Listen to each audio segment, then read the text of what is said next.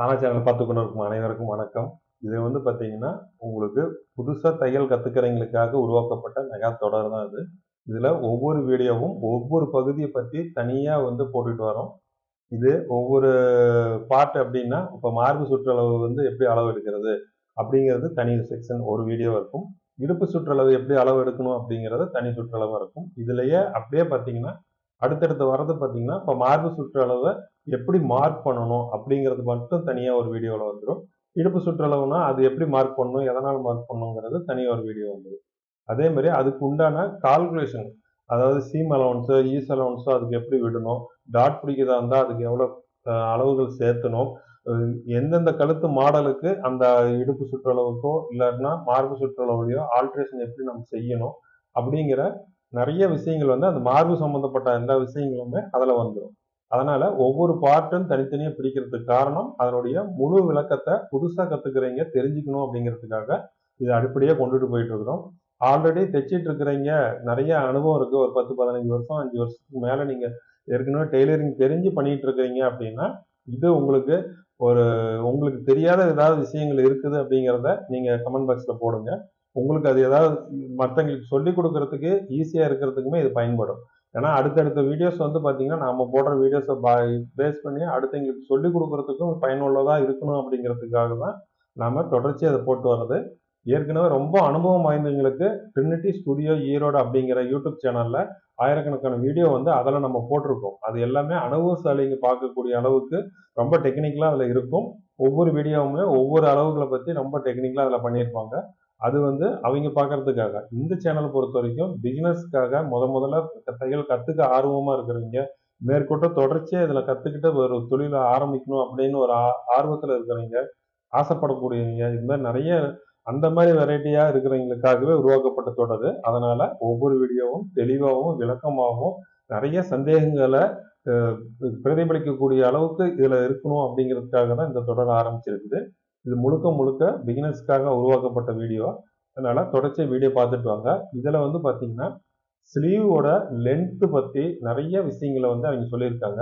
என்னென்ன சொல்லியிருக்காங்கிறத நம்ம ஃபர்ஸ்ட் பார்த்துட்டு வருவோம்.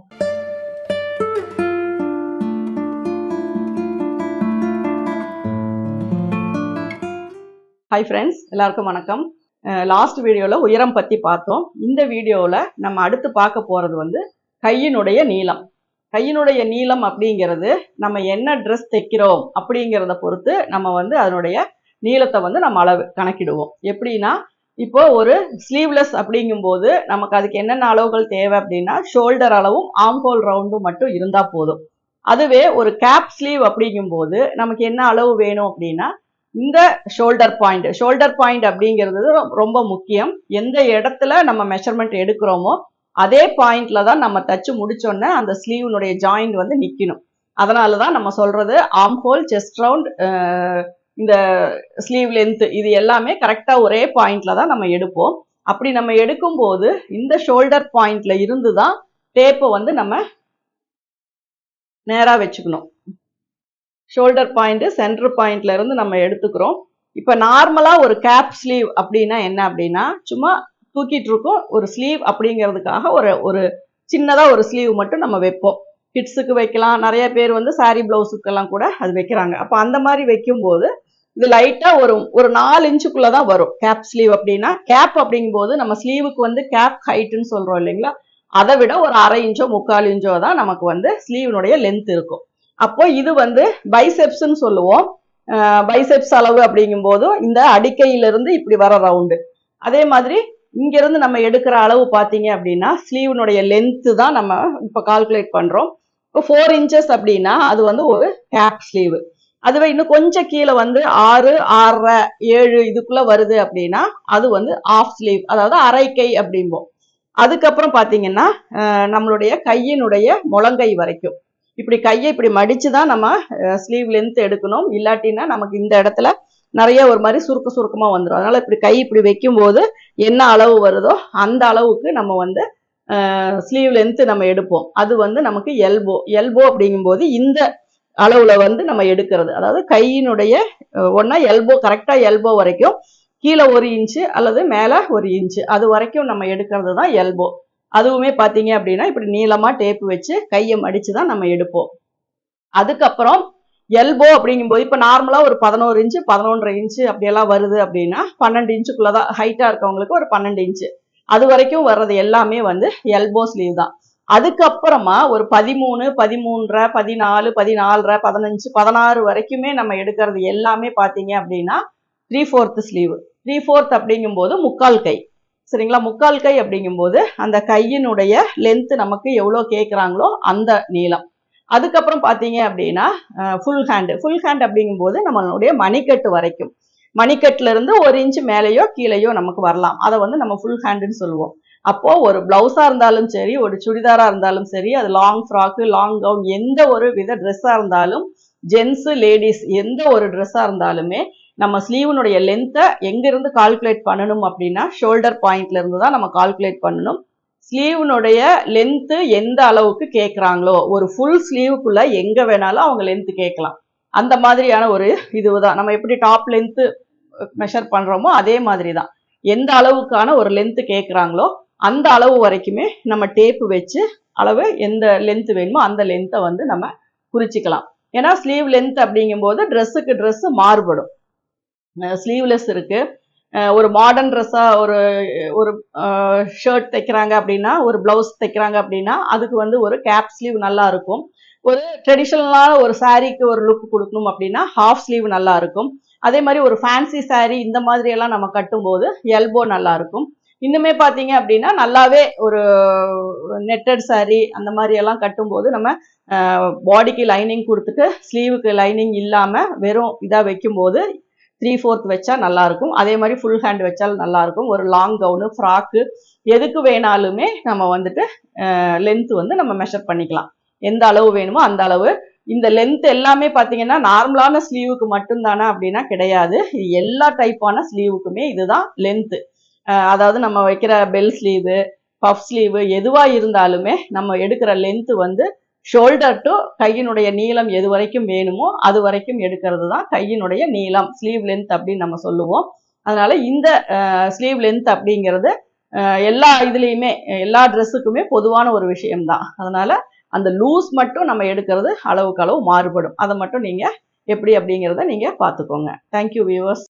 ஸ்லீவோட லென்த் அப்படிங்கிற டைட்டிலை பார்த்துட்டு வந்தவங்களுக்கு இது புரிஞ்சிருக்கும். ஏன்னா ஸ்லீவோட லென்த் அப்படிங்கிறது ஒரு நார்மலா ஒரு ஷோல்டர் ஆம்ஹோல் ரவுண்ட்ல இருந்து லென்த் எடுத்தோம்னா வேலை முடிஞ்சதுன்னு நினைச்சிருந்திருப்பீங்க. இல்லை அப்படின்னா இப்பதான் ஃபர்ஸ்ட் பாக்குறீங்க அப்படின்னாலுமே எப்படிலாம் அளவு எடுக்கணும் அப்படிங்கிறத பத்தியும் அந்த ரவுண்டெல்லாம் எப்படிலாம் பண்ணணும் அப்படிங்கிற எல்லா விஷயத்தை பத்தியுமே ஓரளவுக்கு அவங்க சொல்லியிருக்காங்கன்னு நினைக்கிறேன். உங்களுக்கு அது புரிஞ்சிருக்கும். அப்படியும் புரியல, சின்ன சின்ன சந்தேகங்கள் இருக்குது அப்படின்னா உங்க கமெண்ட் பாக்ஸ்ல அது போடுங்க. அதே மாதிரி இந்த வீடியோ உங்களுக்கு எவ்வளவு பயனுள்ளதா இருந்திருக்கு, இதுல உங்களுக்கு எந்த அளவுக்கு புரிஞ்சிருக்கு அப்படிங்கிற விஷயத்தையுமே கொஞ்சம் சிரமம் பார்க்காம உங்க கமெண்ட் பாக்ஸ்ல அதை கொஞ்சம் டைப் பண்ணி அனுப்பிச்சு விட்டுருங்க. ஏன்னா நீங்க உங்களுக்காக உருவாக்கப்பட்ட வீடியோ அது. நீங்க தொடர்ச்சியா பாக்குறீங்க அப்படிங்கிற பட்சத்துல உங்களோட அனுபவத்தை, இந்த வீடியோவோட அனுபவத்தை நீங்க அதுல போட்டீங்க அப்படின்னா தான் நாங்க போடுறதனுடைய பயன் வந்து நாங்க அனுபவிக்க முடியும். ஏன்னா ஒவ்வொரு வீடியோவுமே வந்து பார்த்து பார்த்து நமக்கு தெரிஞ்ச வரைக்கும் தான் நாங்க உருவாக்கிட்டு இருக்கோம். நீங்க எதிர்பார்க்குற விஷயத்த நீங்க கமெண்ட் பாக்ஸ்ல போட்டீங்க அப்படின்னா தான் நாங்க இன்னும் அதை வந்து அதிகப்படியா உங்களுக்கு இன்னும் நிறைய விஷயங்களை அதில் கொண்டு சேர்த்துறதுக்கு நம்ம பயன்படுத்த முடியும். அதுவும் இல்லாம உங்களுக்கு ஆல்ரெடி ஏற்கனவே எக்ஸ்பீரியன்ஸ் இருக்கு, 10-15 வருஷம் நீங்க எக்ஸ்பீரியன்ஸ் இருக்கிறவங்க சப்போஸ் இதை பார்த்துருந்தீங்கனாலுமே உங்களோட கருத்துக்களை வந்து நீங்க இன்னும் இதை கொஞ்சம் மாத்தி சொல்லுங்க, இதை கொஞ்சம் இது பண்ணி பண்ணுங்க அப்படிங்கிற உங்களோட சில குறிப்புகள் எதா இருந்துச்சுனாலுமே நீங்க கமெண்ட் பாக்ஸ்ல போடுங்க. அது எல்லாமே நாங்க வரவேற்கக்கூடிய விஷயங்கள் தான். எங்களுக்கு வந்து ஒரு குறைகளை சொல்றது வந்து குற்றமா எடுத்துக்க போறதில்ல. அதை திருத்துறதுக்காக தான் நாங்க எடுத்துக்குவோம். ஏன்னா அது மாதிரி நாம அதை எடுத்துக்கிட்டனால தான் இவ்வளவு தூரம் வளர்ந்து வர முடியுது. நீங்களும் அதே மாதிரி தான் ஒவ்வொரு தவறுகளையுமே சரி பண்றதுக்காக சொல்றாங்க அப்படின்னு நம்மளை கேவலமா பேசினாலுமே அது சரி பண்றதுக்காக தான் சொல்றாங்க அப்படின்னு நாம எடுத்துக்கிட்டோம் அப்படின்னோம்னாவே நம்மளோட வளர்ச்சி அபிவிருத்தியா இருக்கும். ஏன்னா நம்மளோட ஒவ்வொன்றுமே பார்த்தீங்கன்னா கஸ்டமரை பேஸ் பண்ணி தான் இருக்குது. அவங்க சொல்லக்கூடிய எந்த விஷயமா இருந்தாலும் நமக்கு ஒண்ணே ஒண்ணுதான், அதுல இருந்து நாம பாடம் கத்துக்கிறது தான். அதுல வேற எதுவுமே நமக்கு கிடையாது. அந்த அவங்க சொல்லக்கூடிய ஒரு விஷயத்த மறுபடியும் அதை அவங்க சொல்லாத அளவுக்கு அதை நம்ம சரி பண்ணிட்டோம் அப்படின்னோம்னாவே அவங்க அதை சொல்லக்கூடத்துக்கு தேடனா கூட அது கிடைக்காது.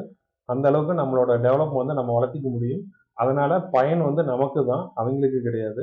நம்ம அந்த அந்த விஷயத்த நம்ம ப்ளஸ்ஸாக எடுத்தோம் அப்படின்னோம்னா நமக்கு இன்னும் ப்ளஸ்ஸாக மாறும். அதனால் நீங்கள் உங்களோட கமெண்ட்ஸ் எதுவாக இருந்தாலும் தயவு செஞ்சு கமெண்ட் பாக்ஸில் சொல்லுங்கள்.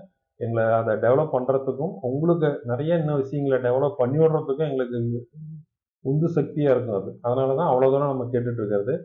கொஞ்சம் டைப் பண்ணுறதுக்கு கொஞ்சம் சோம்பேறித்தனமாக இருந்தாலும் பரவாயில்ல.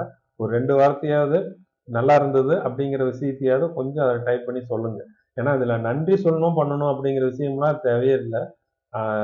அதில் எவ்வளோ பயன்பட்டுருக்கிறீங்க, அது எந்த அளவுக்கு புரிஞ்சிருக்குது அப்படிங்கிற விஷயத்த எங்களுக்கு கடத்துனீங்கன்னா போதும். ஏன்னா பாராட்டு அப்படிங்கிறது நமக்கு பெரிய விஷயமே கிடையாது. நமக்கு சொல்லிக் கொடுக்குற விஷயத்துல யூடியூப் பொறுத்த வரைக்கும் ஒரு கிளாஸ் எடுக்கிறோம் அப்படின்னோம்னா அந்த கிளாஸ்ல உங்களுக்கு என்ன புரிஞ்சிருக்குது, அதுல என்ன புரியல, இன்னும் உங்களுக்கு இன்னும் வேற மாதிரி எப்படி எதிர்பார்க்குறீங்க, இந்த ஒரு 3 விஷயத்த பேஸ் பண்ணி நீங்க கமெண்ட் கொடுத்தீங்க அப்படின்னா தான் அடுத்தடுத்த வீடியோ வந்து தரமான வீடியோவா உங்களுக்கு வரும். உங்களுக்கு மட்டும் கிடையாது, அடுத்தவங்களுக்கு அது தரமா போய் சேரும்.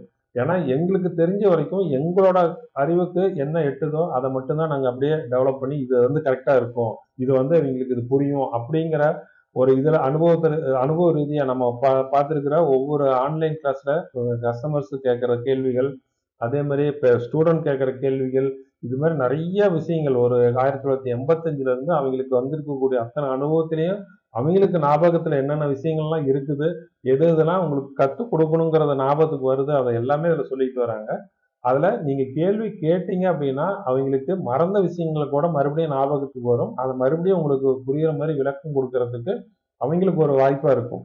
அவங்களுக்கு பொறுத்த வரைக்கும் அவங்க கிட்ட நிறைய விஷயங்கள் இருக்கிறத நாம் எப்படி கற்றுக்கிறது, அவங்க கிட்ட இருந்து வெளிக்கொண்டு வந்து எப்படி கற்றுக்கிறது அப்படிங்கிறத தான் நாம் பார்க்குறோம். உங்களோட சேர்த்து நானும் அதை தான் எதிர்பார்க்குறேன். ஏன்னா நீங்கள் கேட்கக்கூடிய கேள்விகளை எல்லாத்தையுமே நான் தான் படிக்கிறேன். நான் படிச்சுட்டு அந்த சந்தேகங்கள் எல்லாமே அவங்க கிட்ட நான் மறுபடியும் கேட்டு அதை டெவலப் பண்ணி விட்டு தான் அவங்க அடுத்தடுத்த வீடியோஸ்க்கு வந்து அவங்க ப்ரிப்பேர் ஆகுறாங்க. ஸ்கிரிப்ட் ரெடி பண்ணி இது பண்ணுறது எல்லாமே நான் தான் பண்ணி கொடுத்துட்ருக்குறோம். அதனால் நீங்கள் முடிஞ்ச வரைக்கும் கொஸ்டின்ஸில் வந்து நீங்கள் எவ்வளோ கேட்க முடியுமோ அத்தனையுமே நீங்கள் கமெண்ட் பாக்ஸில் போட்டு பண்ணுங்கள். ஏன்னா அவங்களுக்கு டெய்லரிங் ஷாப் இருக்குது, கட்டிங்கு அளவு எடுக்கிறதுலேருந்து அவங்க மிஷினில் அவங்க எல்லாமே பண்ணுற வேலை எல்லாமே கடையை பார்த்துட்டு இருக்கிறனால சேனலில் இருக்கக்கூடிய அத்தனை விஷயங்களையுமே இப்போ நான் மட்டும்தான் பார்த்துட்டு இருக்கேன். அதனால இது எல்லாமே எடிட் பண்ணுறதுலேருந்து வீடியோ ஷூட் பண்ணுறதுல இருந்து ஒவ்வொரு வீடியோஸுக்கும் வரக்கூடிய கமெண்ட் பாக்ஸை படிச்சுட்டு அதில் வரக்கூடிய கமெண்ட்டுக்கு தகுந்த மாதிரி அடுத்த ஸ்கிரிப்ட் நான் ரெடி பண்ணுறதுல இருந்து எல்லாமே நான் தான் பார்த்துட்டு இருக்கிறதுனால அவங்களுக்கு அவங்க கிட்ட இருக்கிற திறமையை நம்ம வெளிக்கொண்டு வரணும் அப்படிங்கிற ஒரு ஆர்வத்தில் தான் நானும் இந்த சேனல் வந்து நடத்தி கொண்டுட்டு போயிட்டு இருக்கிறேன். அதனால நீங்கள் கேட்குற கேள்வி தான் நான் அவங்க கிட்ட இருந்து அவங்க கிட்ட அந்த விஷயம் இருக்குது, அதை நம்ம வெளியே கொண்டு வரணும் அப்படிங்கிறது தான் என்னோட ஆர்வம். அதனால முடிஞ்ச வரைக்கும் உங்களோட சந்தேகங்கள் எதுவாக இருந்தாலும் அவங்க கற்றுக் கொடுக்குற விஷயத்துல மாற்றி ஏதாவது எதிர்பார்த்தீங்கனாலுமே எனக்கு கமெண்ட் பாக்ஸில் போடுங்க. அவங்க கிட்ட இருந்து முடிஞ்ச வரைக்கும் அதை நான் எவ்வளோ வாங்க முடியுமோ அதை வாங்கி உங்களுக்கு நான் கொடுக்குறேன். நீங்கள் அதை எவ்வளோ பயன்படுத்த முடியுமோ பயன்படுத்திக்கோங்க. அடுத்த வீடியோவில் சந்திப்போம். அடுத்த வீடியோவில் பார்த்தீங்கன்னா உங்களுக்கு இந்த ஸ்லீவ் லென்த்து பார்த்த மாதிரி சுற்றளவு வந்து எப்படிலாம் அளவு எடுக்கணும் அப்படிங்கிறது வந்து அடுத்த வீடியோவில் சொல்ல போகிறாங்க. சுற்றளவில் போய் என்னங்க இருக்க போகுது, எந்த இடத்துல முடியுதோ அந்த இடத்துல ரவுண்ட் பண்ணி எடுத்தோம்னா சுற்றளவு கிடைக்க போகுது அப்படின்னு அசால்ட்டாக விட வேண்டாம். சுற்றளவு எடுக்கிறதுலையும் நிறைய நுணுக்கங்கள் இருக்குது. அதை அவங்க அனுபவ ரீதியாக அவங்க சொல்லும் போது தெரியும். ஏன்னா ஒரு கை வந்து பிவிசி பைப்பு மாரி நேராக இருக்காது, எந்த இடத்துல வருதோ அந்த இடத்துல ரவுண்ட் பண்ணால் அது கரெக்டாக உட்காந்துக்கும் அப்படின்னு நம்ம நினைக்க முடியாது. இது வந்து உடம்பு நம்ம ஒவ்வொருத்தரும் பாத்திரம் விளக்குறதுல இருந்து ஒவ்வொரு வேலை செய்யறதுக்கு தகுந்த மாதிரி இதனுடைய மசில்ஸ் இது எல்லாமே வந்து மாறி இருக்கும். வலது கையில அதிகமா லோடு கொடுத்து வேலை செய்யறவங்களுக்கு வலது கை பெருசா இருக்கும், இடது கையில லோடு கொடுத்து வேலை செய்யறவங்களுக்கு இடது கை பெருசா இருக்கும்.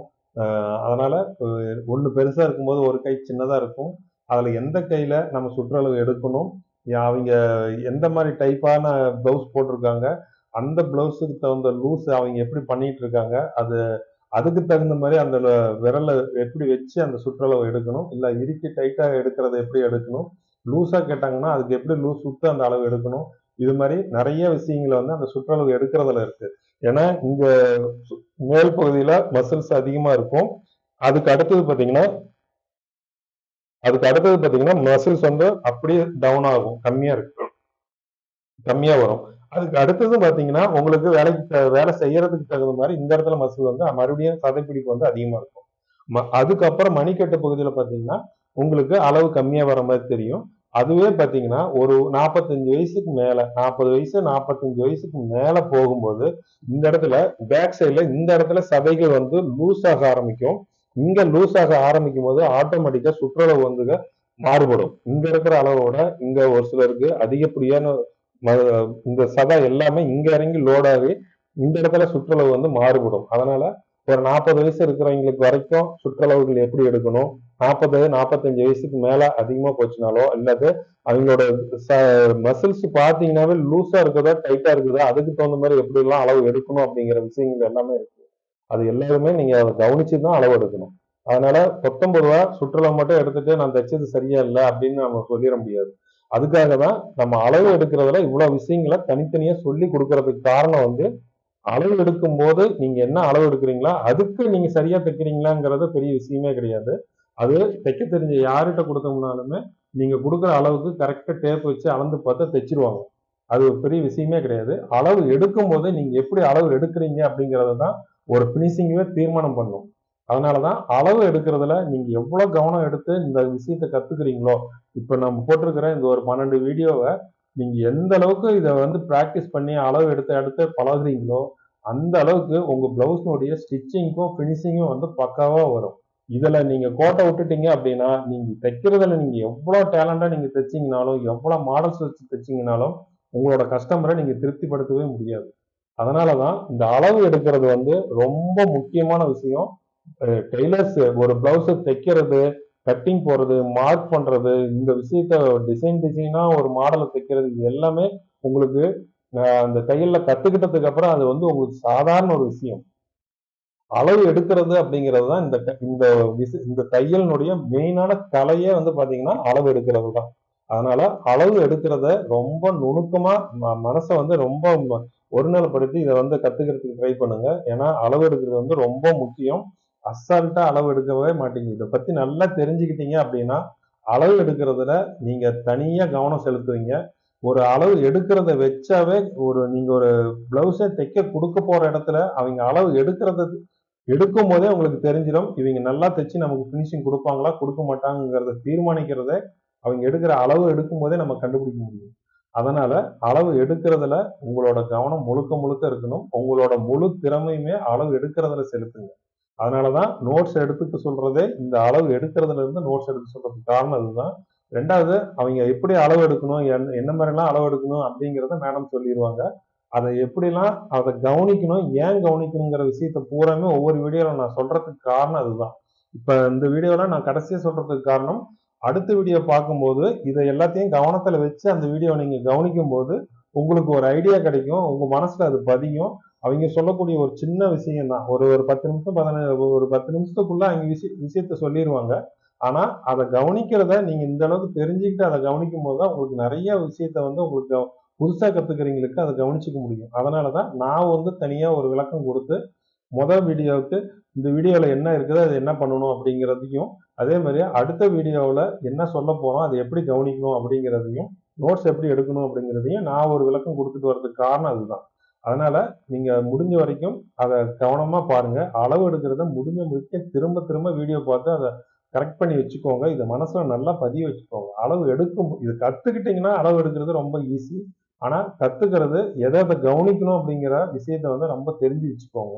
ஏன்னா உடல் அமைப்புங்கிறது வந்து நீங்க ஒரு 2000 கஸ்டமர் நாளைக்கு உங்க கடைக்கு இருக்காங்க அப்படின்னா 2000 பேர்த்துல குறைஞ்சபட்சம் ஒரு 250 350 டைப்பான பாடி அளவு இருக்கிறவங்க தான் உங்க கடைக்கு வருவாங்க. ஒரே கஸ்டமர் ஒரு 5 வருஷம் 10 வருஷம் உங்ககிட்ட தைக்க ஆரம்பிச்சதுக்கு அப்புறம் பாத்தீங்கன்னா உடம்பு தோல் சுருக்கம் வர்றது, தசை லூஸ் ஆகும் போது உங்ககிட்ட பினிஷிங்கே வரலன்னு அவங்க அவ்வளவு நல்லா இருக்குன்னு சொன்ன ஒரு கஸ்டமரு அவங்க உடம்பினுடைய தளர்ச்சி காரணமா அந்த ஃபிட்டிங்கே வரலன்னு நம்ம கிட்ட ஆர்குமெண்ட் பயங்கரமா பண்ணுவாங்க. நீங்க ஒழுங்காவே தைக்கிறதே சரியில்லைன்னு சொல்லிடுவாங்க. அதனுடைய அளவு வந்து அந்த இளம் வயதுல உடம்பு டைட்டா இருக்கும்போது அளவு எடுத்து நம்ம தைக்கிறது அப்படிங்கிறது எப்படினாலுமே உங்களுக்கு செட் ஆயிக்கும். அதே வந்து தசை தளர்வு வந்ததுக்கு அப்புறம் அளவு எடுத்து தைக்கிறதுங்கிறது ரொம்ப அவங்க எதிர்பார்க்குற விஷயத்த நம்மளால கொடுக்கறதுங்கிறது ரொம்ப சிரமமான விஷயம். அதனால இந்த அளவு எடுக்கும்போது அந்த வேறுபாடெல்லாம் கொஞ்சம் கவனிச்சு பார்த்து வச்சுக்கோங்க. நாளைக்கு அளவு எடுக்கும்போது அந்த கை சுற்றளவு எப்படி எடுக்கிறாங்கன்னு சொல்றது போது அவங்க கவனிங்க. ரொம்ப யூஸ்ஃபுல்லா இருக்கும்.